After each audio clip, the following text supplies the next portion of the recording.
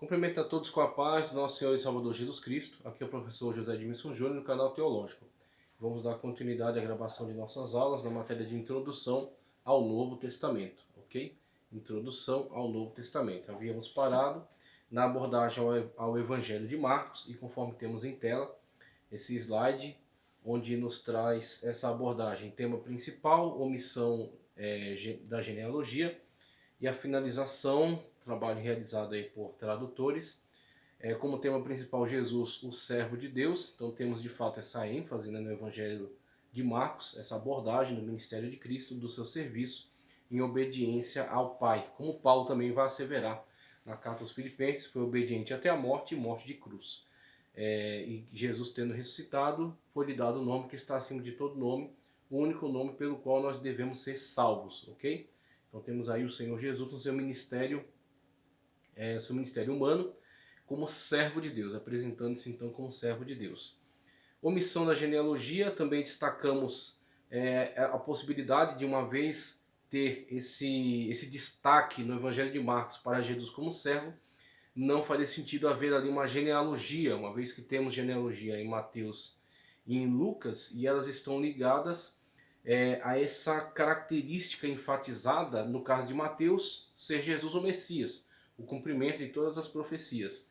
No caso de Lucas, que realizou essa grande pesquisa, colocando Jesus e toda a sua genealogia, fazendo uma ligação até Adão, mostrando que Jesus é o Deus humanizado, ok? Então temos aí diferentes propósitos que foram adotados para os diferentes escritores dos evangelhos. E aí, para o Evangelho de Marcos, Jesus sendo apresentado prioritariamente como servo, não caberia então a abordagem de uma genealogia, ok?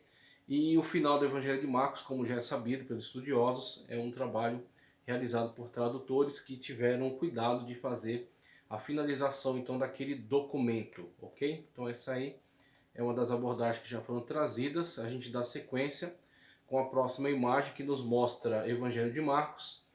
Fonte, pregação de Pedro. Então temos aí alguns testemunhos que nos dão essa informação acerca de ter Pedro trabalhado, levando a palavra de Deus em atendimento à ordenança do mestre, e ter sido acompanhado por João Marcos, e este ter servido como amanuense. Então Pedro engajado na pregação do evangelho e João Marcos o acompanhando, fazendo o registro, vindo a nos legar esse documento fundamental para a nossa fé, que é o Evangelho de Jesus Cristo segundo Marcos, ok? Então a fonte seria então a pregação de Pedro.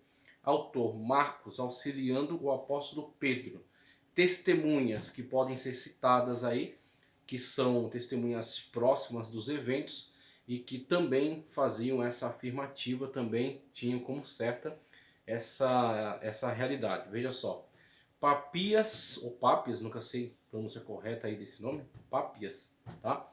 Irineu, importante apologista. Tertuliano, um grande estudioso, um grande teólogo. Clemente de Alexandria, que está aí na linha sucessória daqueles que eram discípulos dos apóstolos. Orígenes, um importante apologista também no Egito, em Alexandria do Egito. Eusébio de Cesareia, um importantíssimo historiador da igreja primitiva. Temos aí então importantes testemunhos acerca desses fatos que estão sendo aqui descritos. Pedro pregando o evangelho, provavelmente na Itália, João Marcos o acompanhando e trabalhando como amanuense, produzindo então esse material fidedigno do evangelho de Marcos, tá certo? Que vem então deixar o registro dessas informações que são fundamentais para nós. Temos aqui um texto bíblico, tá certo?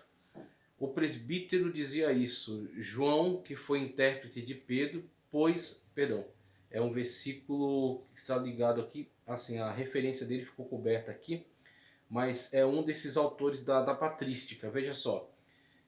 Talvez seja um texto de Eusébio de Cesareia, se eu não estou enganado, veja.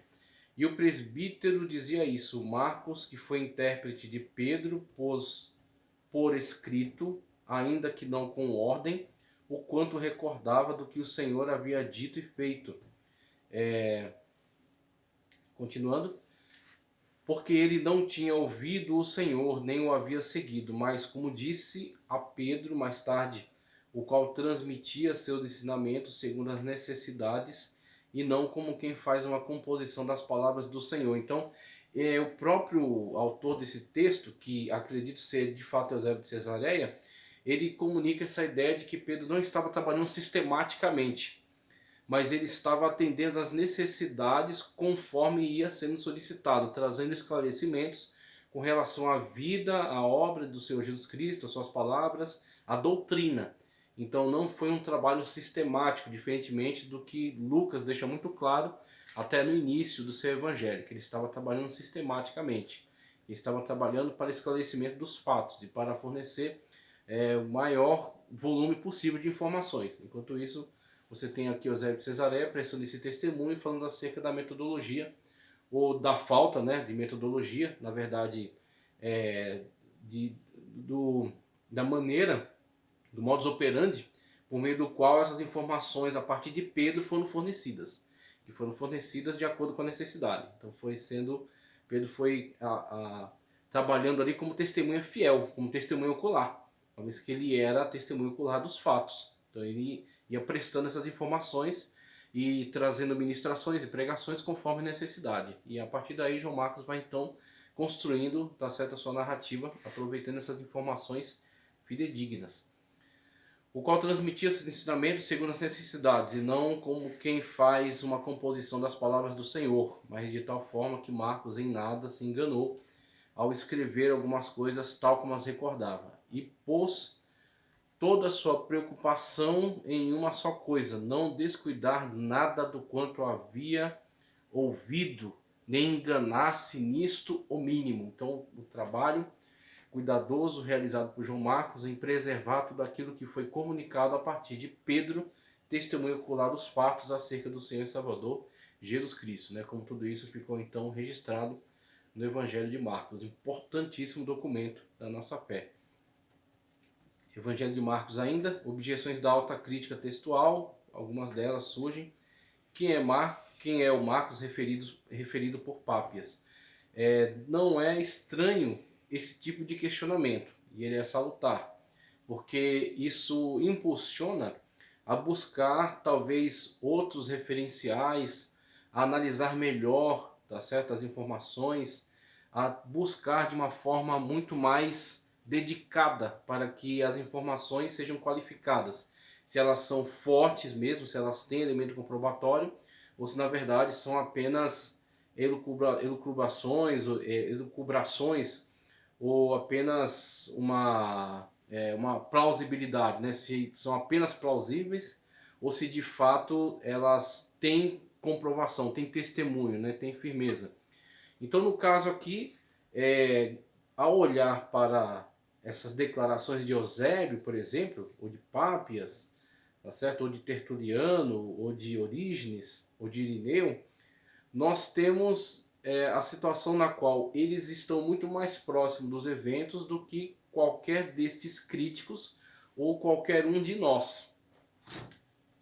Sendo assim, porque de antemão eu atribuiria qualquer tipo de desconfiança, tá certo? Porque eu partiria de uma desconfiança das fontes.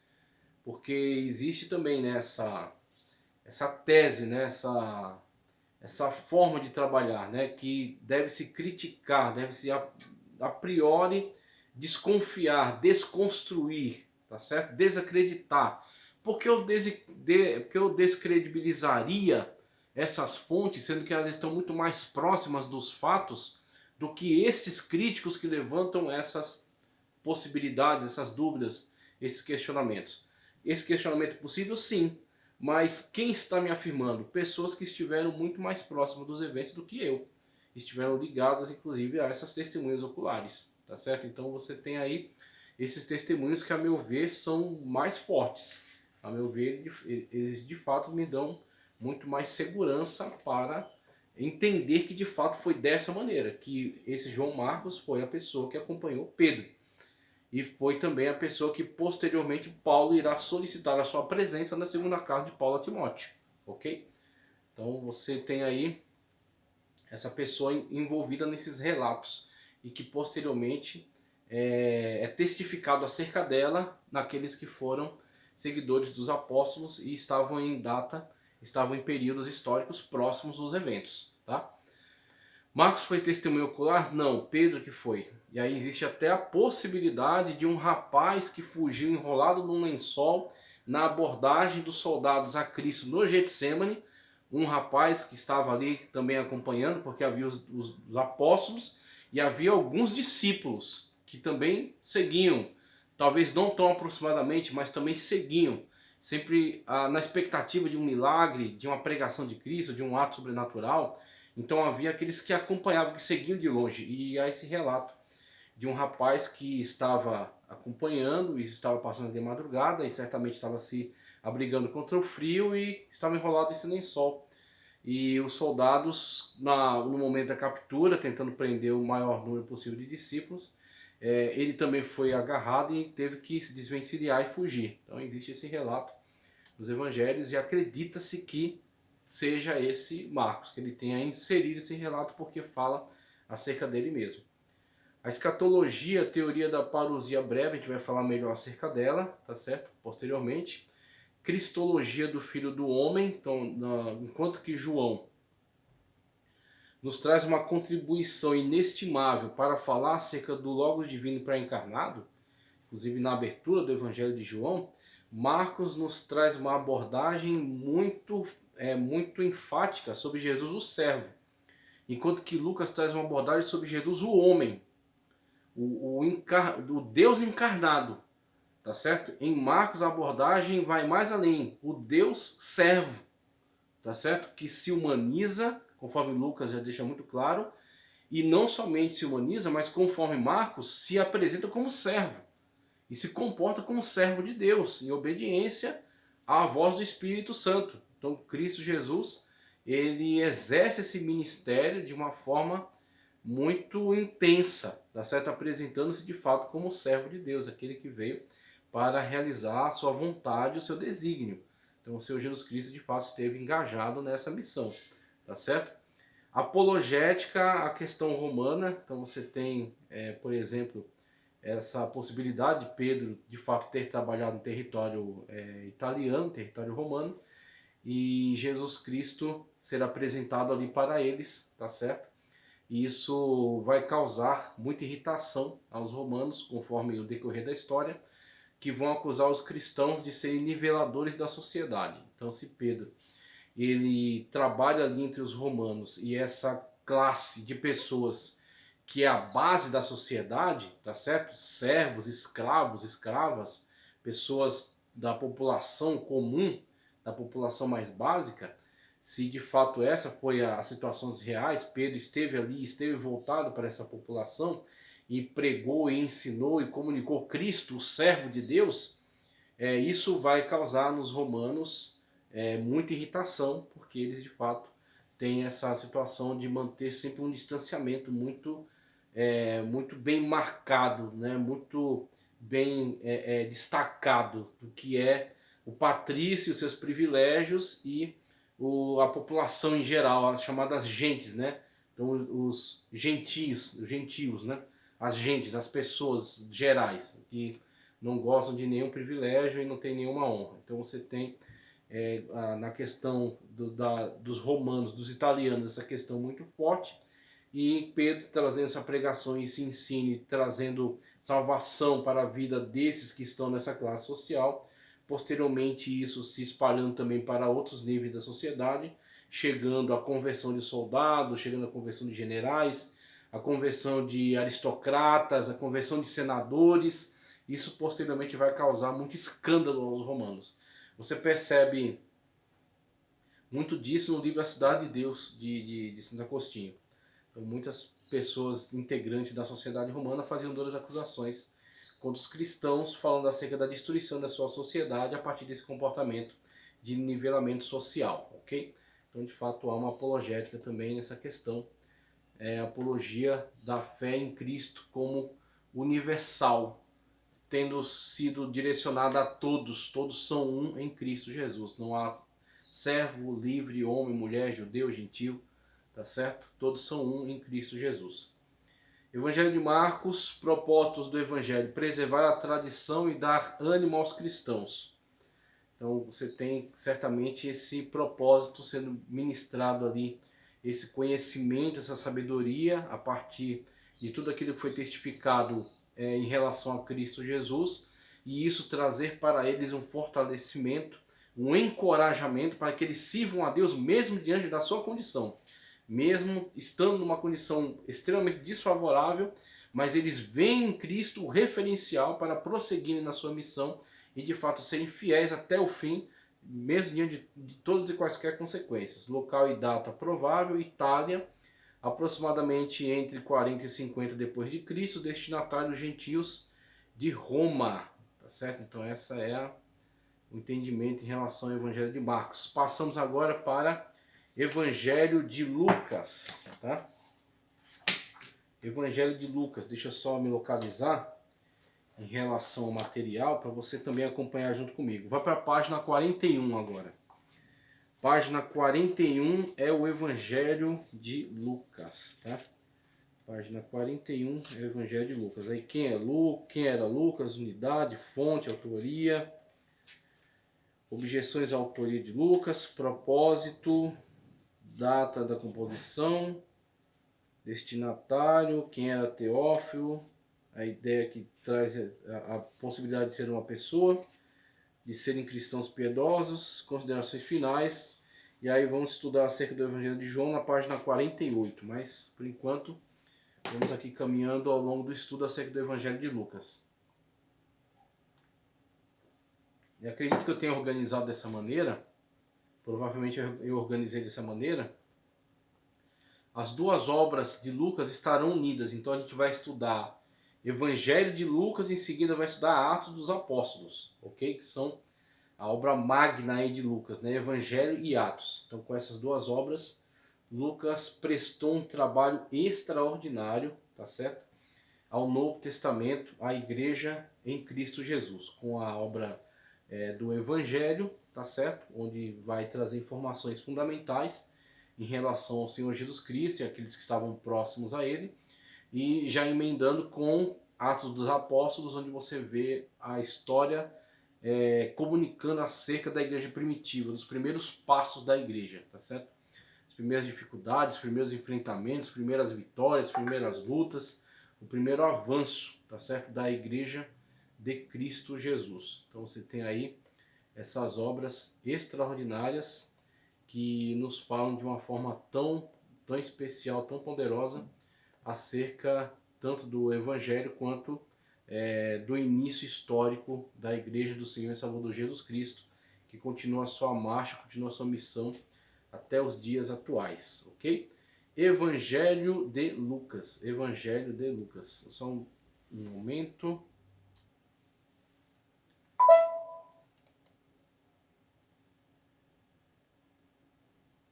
Pessoal, retomando nossa gravação, então agora analisando aqui o Evangelho de Lucas, ok? A obra literária de estilo linguístico mais rico do Novo Testamento. Então o Evangelho de Lucas é a obra literária na qual foi empregado a melhor qualidade em relação à grafia, em relação à língua, tá certo? Então, não estamos falando aqui de que o Evangelho de Lucas vale mais como conteúdo em relação a qualquer outro texto. Todos eles têm o mesmo peso, porque foram inspirados pelo Espírito Santo. É uma produção sagrada, é canônica, ok? Então, não é essa a questão. A questão é a qualidade do texto, tá certo? Da produção textual, no que diz respeito à gramática, no que diz respeito à sintaxe, à morfologia. Então essa construção textual. Então Lucas era muito habilidoso, e o grego empregado tanto no seu evangelho quanto em Atos eram de altíssima qualidade, tá certo? Diferentemente dos outros apóstolos, que são de origem judaica e fazem uso do idioma grego de forma indireta, tá? Então eles escreveram, ou alguns deles fizeram uso de amanuense, tá certo? Para a produção textual em grego, mas a sua língua materna é o hebraico. Eles falam cotidianamente o aramaico e utilizavam-se do grego, então, para aproveitar, tá certo? Essa ferramenta extraordinária de comunicação internacional. Então, seus textos estão no grego, ou pelo menos as evidências paleográficas encontradas são textos em grego, os mais antigos, tá certo? Então temos aí essa situação na qual a qualidade do grego empregado, a de Lucas, é a melhor, é de altíssima qualidade. Ressalta o caráter humano no ministério de Cristo, aquilo que já havíamos destacado. João, a divindade, Mateus, o cumprimento das profecias em relação ao Messias, Jesus Cristo o Messias, Marcos, Jesus Cristo servo de Deus, e Lucas, Jesus Cristo humanizado, o Deus que se humanizou, o Deus que se tornou homem, tá certo? A unidade do Evangelho é inquestionável, então você tem aí essa característica que é fundamental também nessa análise, tá certo? No sentido de que toda a construção de ideias, tá certo? É muito clara e a unidade fica muito evidente quando você olha a maneira como as ideias são construídas. Então, todo o transcorrer do texto traz sempre essa ideia de que o mesmo autor está trabalhando nele. Não há uma modificação na forma de construção que deixe uma margem para o entendimento de que aquele texto tem a participação de outras pessoas. Então você tem essa situação que também é bastante favorável para a autoria de Lucas em relação ao seu evangelho. O autor admite fazer uso de fontes da composição de seu evangelho. Ele faz isso de uma forma muito tranquila. Para alguns pode denotar uma certa dificuldade no entendimento de que esse texto seja canônico, porque podem entender a questão como se ele foi pesquisado e não é canônico. Ele é uma obra da inteligência humana, mas não da inspiração divina. E isso, na verdade, só mostra a limitação da pessoa que está analisando, porque o trabalho de pesquisa de Lucas, de modo algum, deveria ser entendido como não inspirado pelo Espírito Santo de Deus. Uma vez que ele era alguém com todo esse preparo, entrega esse preparo como uma ferramenta nas mãos de Deus e certamente tem o direcionamento do Espírito Santo para fazer essa ampla pesquisa das fontes e não somente isso, mas para produzir esses textos, tanto de Evangelho quanto de Atos, que vinham enriquecer de forma tão extraordinária a igreja. Então, olhar para esse material e não enxergar nele o direcionamento do Espírito Santo nessa produção textual, que traz tanto enriquecimento para a igreja até a atualidade, continuará trazendo, é assim, passar o atestado de cegueira, que a pessoa, de fato, tem as evidências diante de si, mas não consegue enxergá-las, não consegue vê-las. Em nenhum lugar do Evangelho ou de Atos o nome do autor é mencionado, mas o estilo metódico e clássico, bem como o testemunho dos antigos, afirmam a autoria lucana. Então isso é bem comum nos evangelhos, não haver essa preocupação, porque o que se está fazendo aí não é produzir algum tipo de material que venha trazer engrandecimento próprio, tá certo? Como alguém que escreve uma poesia, ou que escreve um livro, um conto, tá certo? Ou um romance, e ele quer ganhar destaque por meio dessa produção textual e mostrar sua grande capacidade, sua intelectualidade, sua inteligência. Então o objetivo aqui nunca foi esse, o objetivo aqui é ser fidedigno na narrativa dos fatos acerca de Cristo Jesus, na descrição dos seus ensinamentos, para que a ortodoxia seja então fortalecida com essas provas levantadas a partir das testemunhas oculares, textos canônicos, ok, que vêm a seu direcionamento para que essa doutrina não venha a ser deturpada, ok? Com isso, a preocupação em dar destaque a meu nome cai por terra, porque eu estou me apresentando diante de Cristo, diante do Espírito Santo, como uma ferramenta para que ele me use, para que esse registro fique, tá certo, depositado aqui nessa igreja, e que não somente permaneça nela, mas que seja comunicado às demais igrejas e que venha trazer fortalecimento espiritual para todos esses irmãos e irmãs que têm contato com esse material. Assim, o meu nome não tem relevância aqui, o que importa aqui é Cristo. Então eles não têm essa preocupação em colocar o seu nome, em lutar para que o seu nome seja em destaque. Não, eles produzem material, depositam ali naquela igreja, aquela igreja fica sendo a guardiã desse texto canônico, texto sagrado, e eles proporcionam então que outros tenham acesso também a esse material e a essa troca de materiais que vai circulando entre as igrejas, de modo a que o cânon venha a ter cada vez mais, ser mais conhecido de todos eles, e a comunidade responsável por aquele documento atesta sua canonicidade, uma vez que esteve ali aquele apóstolo, aquele escritor, aquele autor daquela produção textual. Evangelho de Lucas, ainda cânon muratoriano. O que é esse cânon muratoriano? Ludovico Muratori encontra um documento, tá certo? 1700 e pouco, eu não me recordo agora. Assim, tem aqui a data 1672. 1672, entre 72 e 750 que ele viveu, entre 1672 e 1750. Viveu Ludovico Muratori, e ele encontra esse documento que, sendo analisado, remete ao ano 170 da era cristã. 170, sabendo que João Apóstolo viveu até 100, tá certo? Viveu até aproximadamente o ano 100 da era cristã, e esse chamado cânon muratoriano é um documento que foi encontrado por Ludovico Muratori, que viveu entre 1672 e 1750, e o documento, o próprio papel sendo analisado, ele remete ao ano de 170 depois de Cristo. E o que é o cânon? É uma lista dos livros canônicos, ok? Esse é o cânon. É uma lista dos livros que eram considerados canônicos.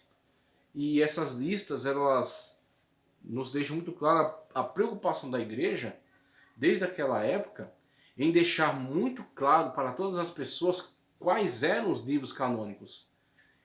E assim afirmando quais eram os livros canônicos, as igrejas se defendessem contra os livros que não eram canônicos, contra os livros que eram apócrifos, que detinham conhecimento heterodoxo, conhecimento herético, conhecimento nocivo, danoso, tá certo? Então, com isso, eles deixavam muito claro qual é o cânon, aquilo que temos analisado, aquilo que temos testemunho firme de que são de fato canônicos, são produção textual dos apóstolos e seus seguidores diretos, tá certo? Deixados aí para que a igreja pudesse prosseguir com o ensino correto da vida e da obra do Senhor Jesus Cristo, do ensino dos apóstolos, ok? Ludovico Muratori e o cânon muratoriano, que é uma lista dos livros que eram considerados canônicos, e nele já consta o Evangelho de Lucas. Então é interessante estar aqui em Lucas esse relato do cânon muratoriano, porque nele consta já Evangelho de Lucas e Atos dos Apóstolos. Dentre as testemunhas da autoria lucana do Evangelho e de Atos temos Irineu, 185 d.C., e o cânon muratoriano, fragmento de uma lista dos Evangelhos escrito em 170, descoberto por Ludovico Muratori. Neles constam que Lucas é o autor do Evangelho e de Atos dos Apóstolos. Evangelho de Lucas, em 140 d.C., um herege chamado Marcion, de uma seita docética, compôs um cânon. Já até mencionei sobre Marcion. Taciano fez a unificação dos evangelhos. Só que Marcion, que é um herege, ele fez, na verdade, uma recomposição, tá certo, dos evangelhos, a partir do Evangelho de Lucas e das palavras de Paulo. Então do Evangelho de Lucas e dos ensinos de Cristo. Ele excluía a maior parte dos autores judaicos, tá certo? Então ele selecionava o Evangelho de Lucas, juntamente com Atos, as cartas de Paulo, e assim ele dava ênfase somente àquilo que o Senhor Jesus Cristo ensinou e os ensinamentos de Paulo, deixando excluído os demais apóstolos por pertencerem ao mundo judaico. E Marcion tinha uma questão contra os judeus, então ele produziu essa proposta de cânon, né? Essa decomposição do cânon e essa remontagem dessa forma. Ele propôs aos bispos da igreja, que rejeitaram veementemente e condenaram ele como herege, né? Excluindo ele da comunhão. Mas por que é relevante essa informação? Porque isso aconteceu em 140 da era cristã. E já naquela época, esse herege trabalha com o intuito de produzir um cânon que seja constituído por Lucas, Evangelho e Atos e as palavras de Paulo. Então veja aí o testemunho cada vez mais próximo dos autógrafos, né? Então estamos cada vez mais próximos dos autógrafos, documentos com um lapso temporal muito curto em relação ao período em que eles foram de fato escritos, atestando a autoria de Lucas em relação ao Evangelho e Atos. Um herege chamado Marcion, da seita docética, compôs um cânon do Novo Testamento que propunha expurgar tudo que tivesse conteúdo judaico. O seu cânon era composto do Evangelho de Lucas e de uma seleção dos textos das epístolas de Paulo. 140 da era cristã, hein? Objeções à autoria de Lucas. A narrativa da crucificação não apresenta o caráter da morte substitutiva como em Paulo, e sim como cumprimento de um propósito divino. Também é dito que a tentativa de demonstrar que a linhagem erudita de Lucas provém de sua formação médica não é comprovada. Então essas duas informações, elas são tentativas talvez de diminuir a importância, tá certo? Ou lançar até algum tipo de dúvida sobre a autoria lucana, só que ambas elas são muito fracas porque quando Lucas está comunicando a narrativa acerca da crucificação, ele não está agregando a isso apontamentos teológicos, como Paulo fará nas suas cartas, quando ele tem essa intenção. Paulo não vai se preocupar nas cartas de produzir uma narrativa acerca da crucificação. Ele vai tomar o fato crucificação e a partir dali construir teologia e comunicar isso como ensinamentos doutrinários, ok? Paulo fará isso com essa intenção, enquanto Lucas, em momento algum, teve a intenção de discutir quais são os desdobramentos, quais são as consequências do fato crucificação, e sim apresentar o fato crucificação, narrar, descrever, para que nós tenhamos certeza do evento e de como ele como ele foi vivenciado, como ele foi visto. E aqui essa questão da erudição de Lucas fica comprovado pela qualidade textual de seus documentos, tá certo? Então isso aí, se isso adivinha de sua formação médica ou não, é irrelevante. Evangelho de Lucas. Lucas é o único evangelista que apresenta um prólogo. Isso, para nós, quando a gente toma o texto em mãos e lê, a ti, ó excelentíssimo Teófilo, para que tenhas todas as informações a respeito dos eventos e tal, para nós parece nada. A gente lê e passa adiante, e talvez nem elabore nenhum estudo ou pregação, qualquer coisa.